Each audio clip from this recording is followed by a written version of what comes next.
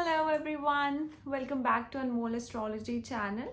Now today's video is about late or delayed marriage.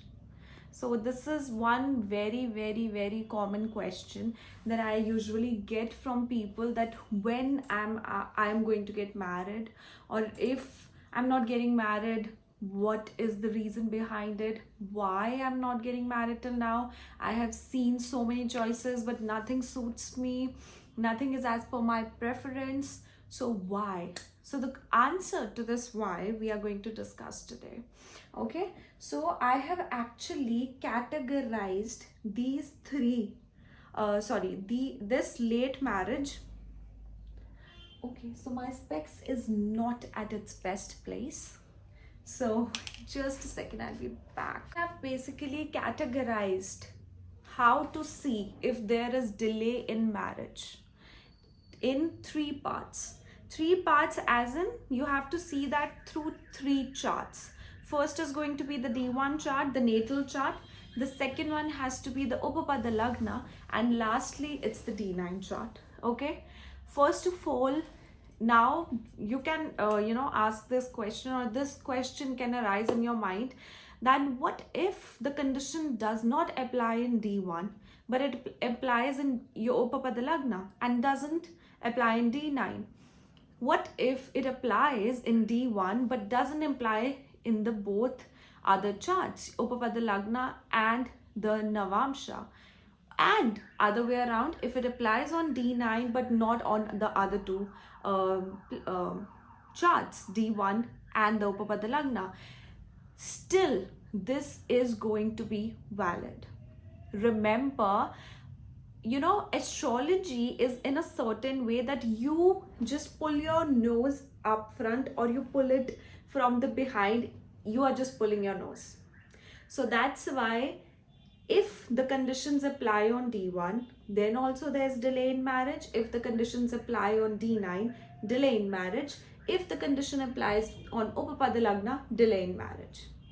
It can be any one condition or any more than one condition, because you'll always see whenever there's a delay or late marriage, there is going to be more than one condition which is going to apply on the charts of that particular native. Okay, so I've written it down actually, right? So the first one is, these points are through D1. So from D1, the affliction of the planet Venus, whenever your Venus is afflicted as in Venus conjunct Sun Mars, Venus conjunct Jupiter Sun Mars, Venus conjunct Venus Saturn Sun. So whenever there's a malefic conjunction of more than two planets with Venus, there's a delay in marriage. With Venus Sun conjunction specifically, if the Venus is combust here within 6 degrees with Sun, then you are going to have marriage at least after 25th, 26th. And remember, never get married at the age of 25th specifically. You have to cross your 25th year so as to get married if you have Venus Sun conjunction, or you have your combust Venus. Why I'm referring to Venus and Sun conjunction? Because it could be more, like suppose Venus can be on 18 degrees and Sun can be at 28 degrees, or Venus can be at 3 degrees, Sun can be at 28 degrees. So there can be a lot of difference also. So that is called as a loose conjunction. But still, if it is there, just avoid getting married till 25, and eventually actually this will happen. 25th year is going to be transformative, and after that only the marriage happens. So the first point is Venus affliction. The second point is when Venus and Saturn are conjunct together, always the marriage most probably happens at the age of 36, or if the activations comes in. Almost all the times you will see that the activation for such an individual will come at the age of 36. Now why? Because Venus and Saturn conjunct. Saturn put on boundaries around Venus, and it put on fear around Venus. So what happens? A person gets really, really afraid of relationships. A person is very careful with whom they are connecting. They set up a boundary around themselves. So that's why the marriage happens late for this individual. Their Saturn matures at 36. That's why these people can get married at the age of 36. Now, I have seen charts where there is Venus in conjunction in the 7th house and the marriage happens around 26, 27 or at any other age regardless of the 36th. That happens if there is strong activation of Dharakarka along with the 7th house and 2nd house. Okay, so this is a snapshot technique that Venus and Saturn conjunction 36 years. But if the activation happens before that, a very strong activation, not just activation of the 7th house, but activation of Dharakarka plus 2nd and 7th house, only then the marriage happens way beyond than the age. Okay. The third condition is the 7th Lord debilitation with no cancellation. 7th Lord debilitation with no cancellation means when a debilitation gets cancellation. It gets cancellation when 7th Lord is debilitated. Suppose 7th Lord is Jupiter and it is debilitated.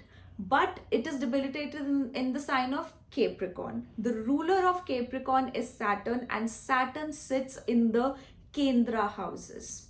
Then only the cancellation gets the debilitation gets cancelled out.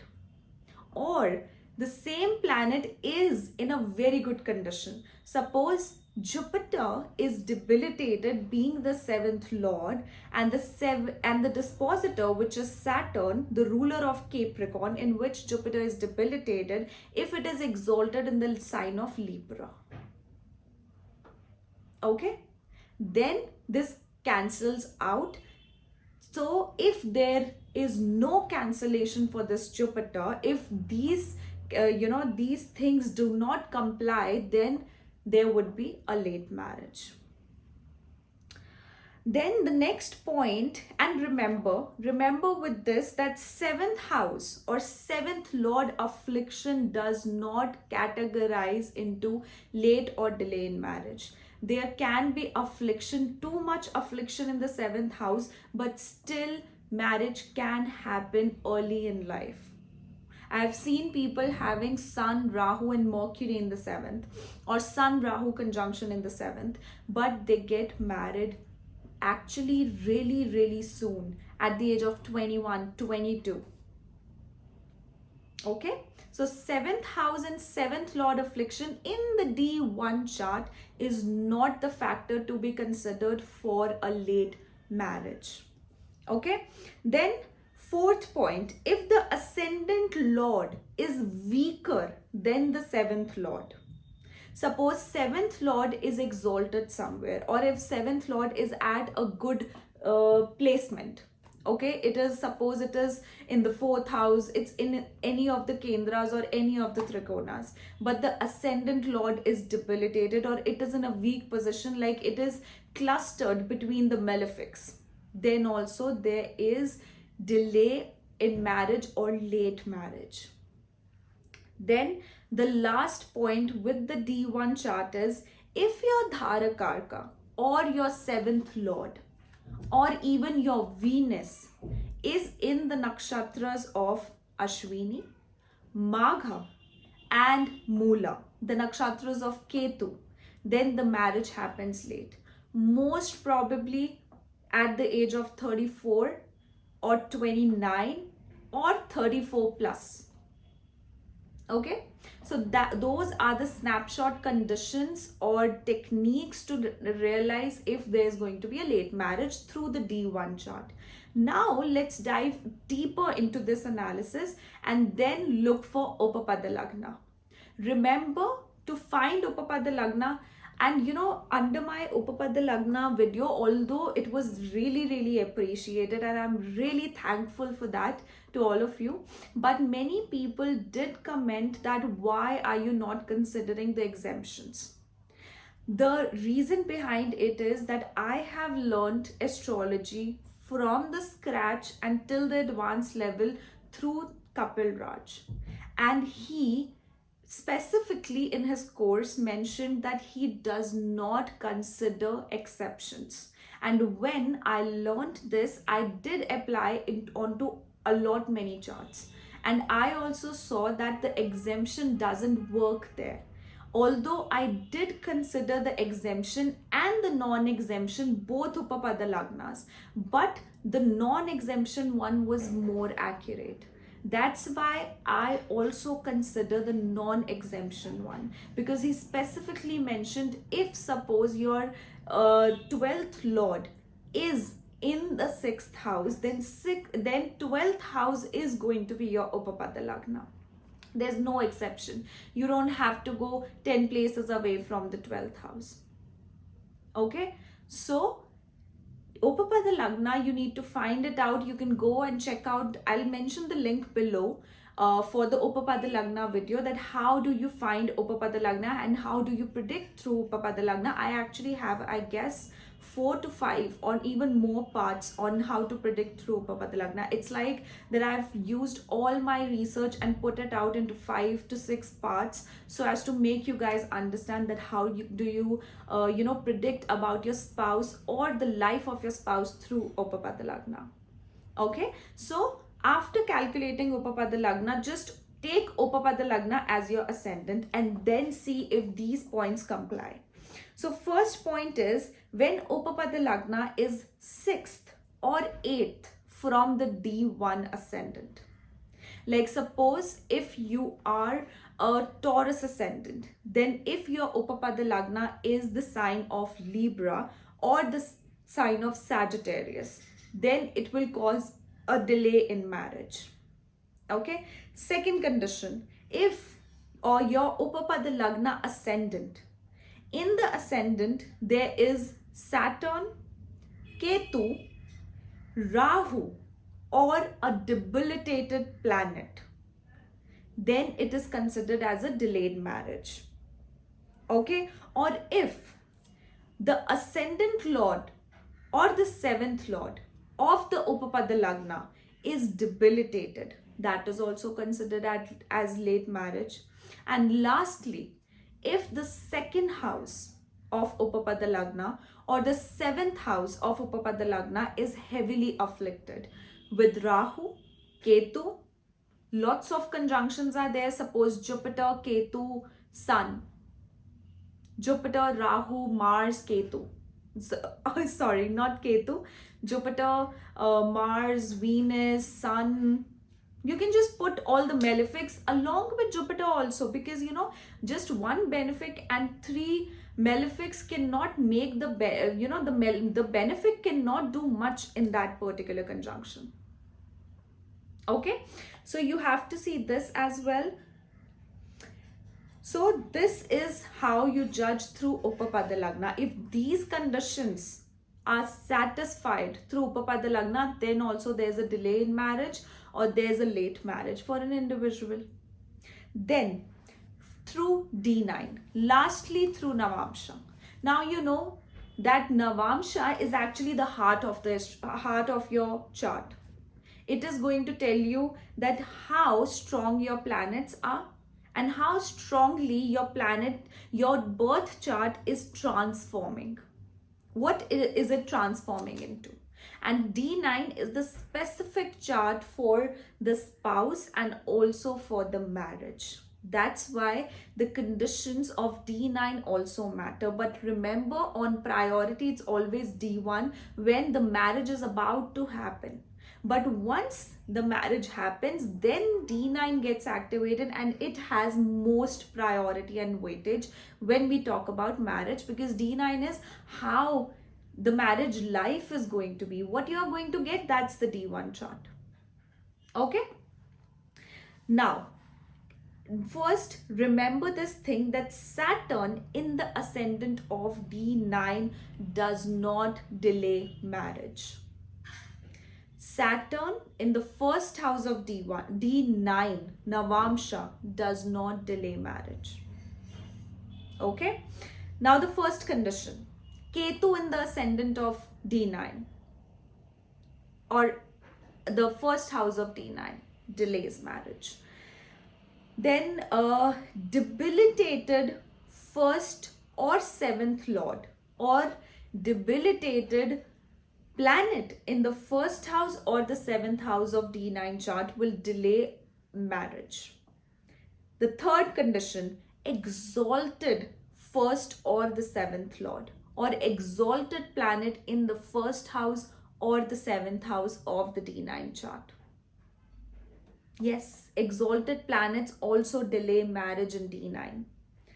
Then the last condition would be afflicted or clustered Venus in the D9 chart. Now remember, Venus debilitated does not mean that Venus is afflicted or Venus is bad in D9. With a debilitated Venus also the marriage can happen timely. It's actually the affliction of Venus. Suppose Venus is surrounded by Rahu, Saturn, Mars, Rahu, Mars, Saturn, Sun.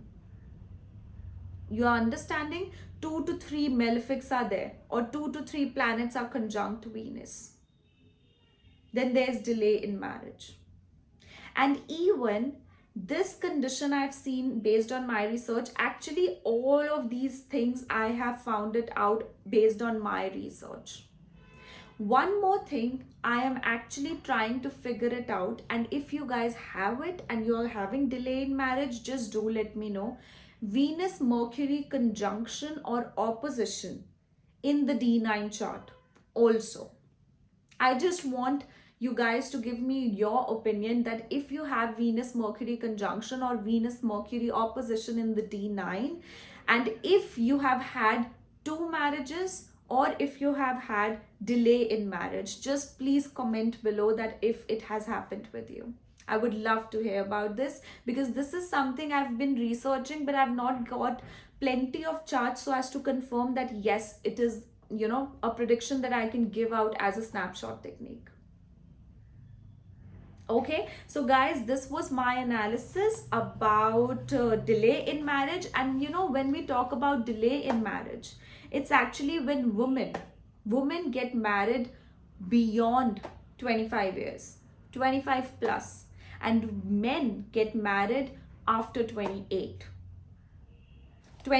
and plus.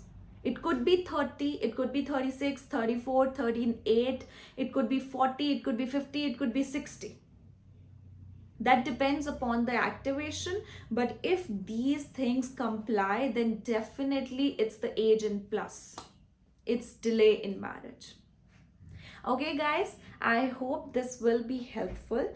And one more new report actually I have added on the option 10 of my readings, that is about child's life report, where I actually provide you with a handwritten report, handwritten as in of course typing on the computer, that I give a conclusive analysis on your child. And this I basically got the idea when I when my daughter was born. So I just got to see her chart, I knew her chart, and I just got to know a lot many things about her.